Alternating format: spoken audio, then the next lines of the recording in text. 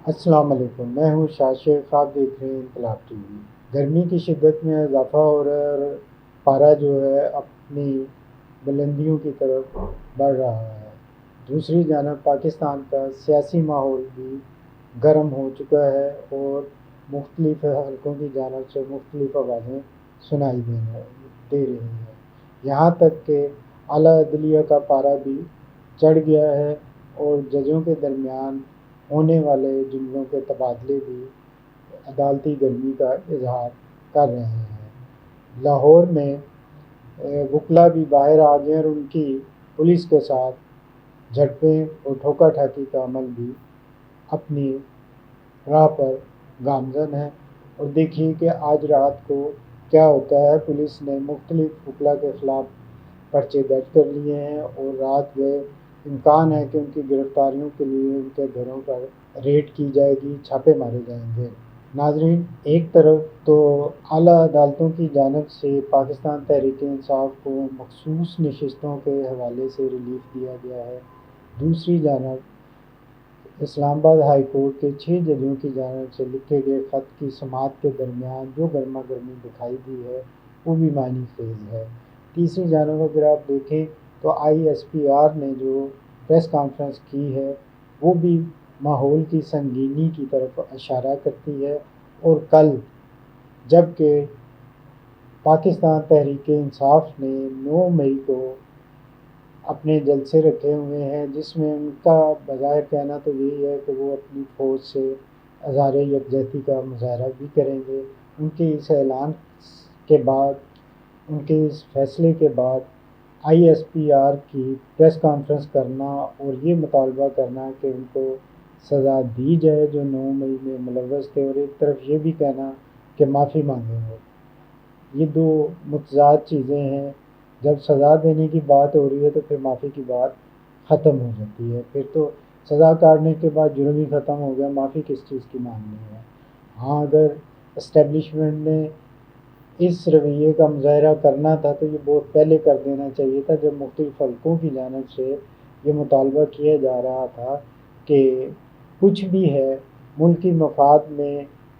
9 مئی میں ملوث لوگوں کو کھلی معافی دے دینی چاہیے تاکہ آئندہ اس قسم کا کوئی واقعہ پیش نہ آئے۔ بعض اوقات تمام معاملات کی تمام مسئلوں کا حل سزا اور جبر نہیں ہوتا، جس کا نتیجہ ہم 1971 میں سانحہ مشرقی پاکستان کے تناظر میں دیکھ چکے ہیں کہ اس کے کیا نتائج سامنے آئے تھے۔ وہاں پر بھی ہم نے مذاکرات کی سے معاملات حل کرنے کی بجائے، عوامی مینڈیٹ کو تسلیم کرنے کی بجائے طاقت کا استعمال کیا تھا، جس کا نتیجہ ہمیں بھگتنا پڑا تھا۔ ہمیں اس سے سبق سیکھنا چاہیے تھا کہ آئندہ ہم عوام کی آواز دبانے کے لیے طاقت کا، ہیرا پھیری کا کوئی طریقہ، کوئی راستہ استعمال نہ کرتے، بلکہ عوامی مینڈیٹ کو ترجیح دیتے، اس کو تسلیم کرتے، اس کے سامنے سر تسلیم خم کرتے۔ لیکن بدقسمتی سے اس کے بعد بھی یہ سلسلہ ختم نہیں ہوا۔ ہم نے 1977 میں بھی دیکھا، ہم نے 99 میں بھی دیکھا کہ کس طرح جو ہے عوام کی آواز کو دبایا گیا، کس طرح عاملوں نے آ کے حکومتوں پہ قبضہ کیا اور پھر اپنا جبر دکھایا اس قوم کو۔ اس کے نتائج ابھی تک اچھے نہیں آئے ہیں، نہ آگے ہی اچھے آنے ہیں۔ اور یہ کھلی حقیقت ہے کہ اسٹیبلشمنٹ نہ صرف عدلیہ پر دباؤ ڈالتی ہے اپنے من پسند کے فیصلے لینے کے لیے، بلکہ وہ ہر ادارے پر دباؤ ڈال کر اپنی من مانیاں کرتی رہی ہے، کر رہی ہے، اور معلوم نہیں کہ آگے کیا ہوگا۔ اگر آگے بھی یہی کچھ ہوتا رہا تو اس کے نتائج اچھے نہیں آئیں گے۔ تو ہمیں ماضی سے سبق سیکھنا چاہیے اور آئندہ کے لیے اصلاح کرنی چاہیے۔ پاکستان کا 1973 کا آئین نہ صرف متفقہ آئین ہے، بلکہ اگر آپ دنیا میں کے جمہوری ممالک کے آئین کا مطالعہ کریں تو آپ کو نظر آئے گا کہ پاکستان کا جو آئین ہے ایک بہترین آئین ہے۔ اس میں وہ تمام خوبیاں موجود ہیں جو برطانیہ کے آئین میں موجود ہیں، امریکہ کے آئین میں موجود ہیں، رشیا کے آئین میں موجود ہیں، چائنا کے آئین میں موجود ہیں، ایون بھارت کے آئین میں بھی موجود ہیں۔ ان تمام خوبیوں کا اگر آپ نے مجموعہ دیکھنا ہے تو وہ آپ کو 1973 کے آئین میں دکھائی دے گا۔ بدقسمتی یہ ہے کہ 1973 کے آئین پر پوری طرح کبھی بھی عمل نہیں ہوا، اب بھی نہیں ہوا۔ اب ہر طرف سے آواز آئین اور قانون کی آ رہی ہے، لیکن اس کے باوجود ہم نے 8 فروری کو ہونے والے الیکشن کے نتائج میں دیکھ لیا، اس سے پہلے بھی دیکھ لیا جو الیکشن کمیشن نے کیا اور جو اس کے بعد کیا اور جو اب تک کیا جا رہا ہے، ہمیں کہیں آئین نظر نہیں آ رہا، کہیں عوام کے مینڈیٹ کا احترام نظر نہیں آ رہا، بلکہ ہمیں ایک جبر، ایک تسلط قوم پر مسلط کیے جانے کا عمل دکھائی دے رہا ہے، جس کے لیے اب جواز، مختلف قسم کے جواز گھڑے جا رہے ہیں کہ یہ ٹھیک عمل ہے، ایسا نہیں ہونا چاہیے۔ اب اگر پاکستان تحریک انصاف 9 مئی کو افواج پاکستان کے ساتھ ہزار یکجہتی کا مظاہرہ کرنا چاہ رہی ہے تو انہیں کرنے دینا چاہیے، اسے قبول کرنا چاہیے، کھلے دل سے قبول کرنا چاہیے، انہیں ویلکم کرنا چاہیے، خوش آمدید کہنا چاہیے۔ جہاں تک بات ہے کہ گزشتہ سال 9 مئی میں کے سانحہ میں جو لوگ ملوث ہیں تو بے شک انہیں سزا دے لیں، لیکن جو نئی ملوث ہیں اگر وہ اظہار یکجہتی کرنا چاہ رہے ہیں تو انہیں کرنے دینی چاہیے۔ لیکن ہمیں یہاں نظر آ رہا ہے کہ ابھی تک پاکستان تحریک انصاف کو دبانے کا جو سلسلہ ہے وہ ابھی ختم نہیں ہوا ہے۔ دوسری جانب ہم دیکھیں تو آئین کی حکمرانی کے لیے جو تڑپ ہمیں چند سپریم کورٹ اور اسلام آباد ہائی کورٹ کے ججوں میں دکھائی دے رہی ہے، اور جس طرح دوسرے ہائی کورٹس کے ججوں نے اپنی رائے کا اظہار کیا ہے، یہ ہم نے ماضی میں پہلے کبھی نہیں دیکھی۔ ججوں نے اتنا صاف اور واضح سچ کبھی نہیں بولا، اپنی کوتاہیوں کو کبھی تسلیم نہیں کیا، جن کوتاہیوں کو جسٹس اطہر من اللہ نے کھلے عام تسلیم کیا ہے کہ 76 سال میں ہم نے کبھی سچ نہیں بولا ہے، عوام کو سچ کی ضرورت ہے، تو ہمیں سچ کو تسلیم کر لینا چاہیے کسی بھی سطح پہ، وہ اسٹیبلشمنٹ ہو، عوام ہو، عدلیہ ہو، حکومت ہو، ہماری ایجنسیاں ہوں، ہیں تو آخر ہم سب پاکستانی، اور ہمیں سب کو پاکستان کا مفاد عزیز ہے، تو پاکستان کے مفاد کی خاطر ہمیں سچ کی زمین پر کھڑے ہو کے سچ کو تسلیم کر لینا چاہیے۔ اب آج جو لاہور میں وکلا کے ساتھ ہوا ہے وہ کوئی اچھی علامت نہیں ہے کہ پولیس نے جس طرح وکلا پر تشدد کیا ہے، ان کے ساتھ مار پیٹ کی ہے، جو ان پہ مقدمات درج ہو رہے ہیں اور جو اس کے بعد ہوگا۔ اگر ہم 9 مئی والے واقعات کو ذہن میں رکھیں کہ اس کے بعد پولیس نے کیا کیا تھا، اگر ویسا ہی ان وکلا کے ساتھ ہوگا، ان کے چادر اور چار دیواری کے تقدس کو ملوث خاطر نہیں رکھا جائے گا اور ان کے گھروں میں پولیس جائے گی، توڑ پھوڑ کرے گی، ڈھونڈے گی، گرفتاریاں کرے گی، تو اس کا نتیجہ اچھا نہیں آئے گا، اور پھر عدالتوں کی، وکلا کی جانب سے جو تحریک چلے گی وہ اس کو سنبھالنا آسان نہیں ہوگا۔ پہلے ہی عوام ذہنی طور پر جو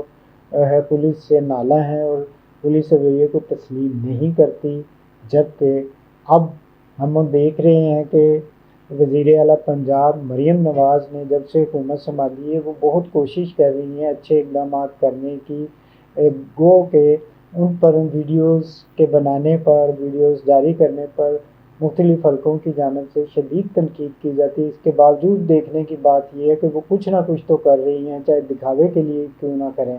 ان کے جانے سے کچھ چیزیں تو منظر عام پر آتی ہیں، کچھ چیزیں سامنے آتی ہیں، لوگوں کو کچھ پتہ لگتا ہے کہ ہمارے معاشرے میں اس قسم کے لوگ بھی موجود ہیں، یہ طبقات بھی موجود ہیں، ان کی ان چیزوں کو، ان کے جو وزٹس ہیں بھلے سے وہ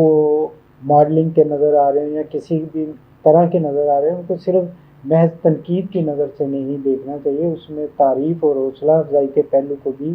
دیکھنا چاہیے۔ لیکن بد قسمتی یہ ہے کہ ان کے دور میں وہ جمہوری حکومت کی حکمران ہیں،